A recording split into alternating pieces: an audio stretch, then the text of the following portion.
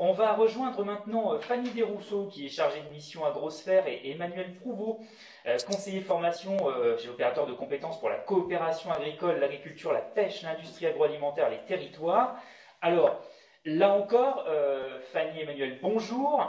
Euh, depuis, Bonjour. euh, bonjour. Depuis Bonjour Emmanuel. quelques années, vous travaillez en collaboration pour accompagner les dirigeants d'entreprise, donc dans l'agroalimentaire, sur le recrutement et la formation de leurs salariés. Vous avez développé un outil de formation réalité virtuelle qui s'appelle AgroVirtuose. Est-ce que vous pouvez nous en parler un petit peu? Oui, bonjour à tous. Merci pour votre invitation et pour cette prise de parole.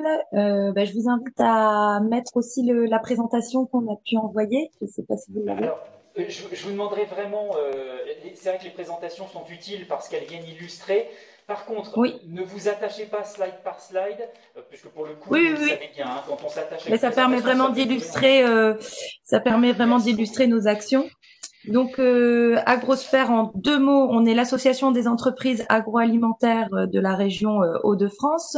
On a 240 adhérents, principalement des entreprises agroalimentaires et tous les acteurs qui gravitent autour de notre filière. Et le rôle de notre association est vraiment d'accompagner les entreprises dans leur développement.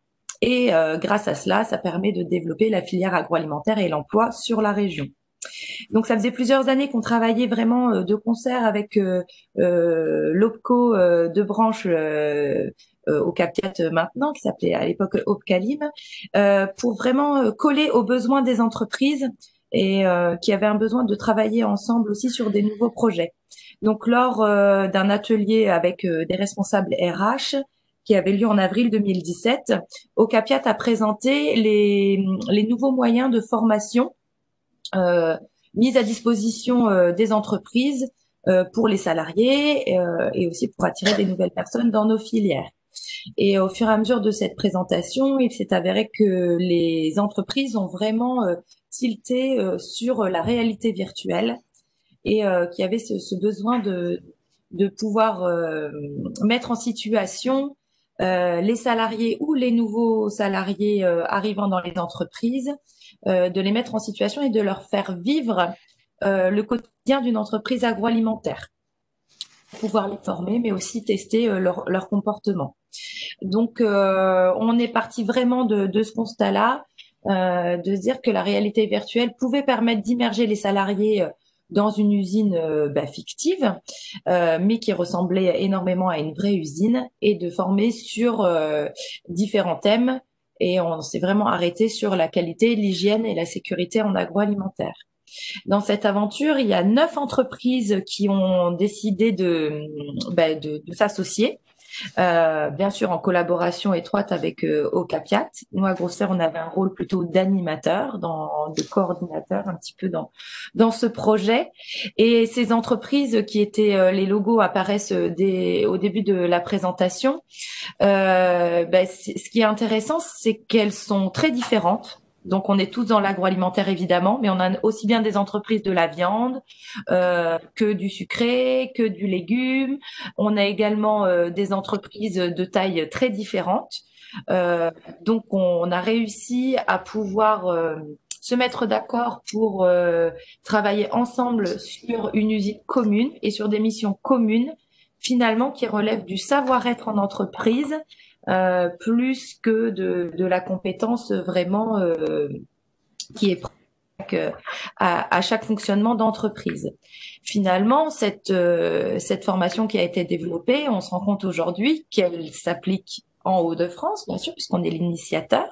Et à noter que une formation en réalité virtuelle qui forme les gens, qui peut aussi les évaluer, c'était une première au moins en France, dans tout secteur confondu. Donc c'était une grande fierté pour nos entreprises locales de participer à ce projet-là. Et aujourd'hui, il y a une possibilité aussi de le déployer sur toute la filière au niveau national. Donc là, ça sera Capiat au niveau national qui s'occupera de ce volet-là. Finalement, si on revient sur les objectifs de ce projet de réalité virtuelle, au-delà de l'innovation de la technologie, Euh, Ça permet vraiment d'avoir un outil adapté, évolutif et autonome pour les entreprises, puisque c'est des formations qu'on peut faire sur site à des moments différents et où on peut suivre l'évolution du salarié. Donc c'est assez intéressant. Je vous invite à aller sur YouTube et de taper AgroVirtuose, comme ça se prononce, et vous verrez une vidéo un petit peu teaser de cette formation qui vous permet vraiment de voir un petit peu l'étendue de l'outil.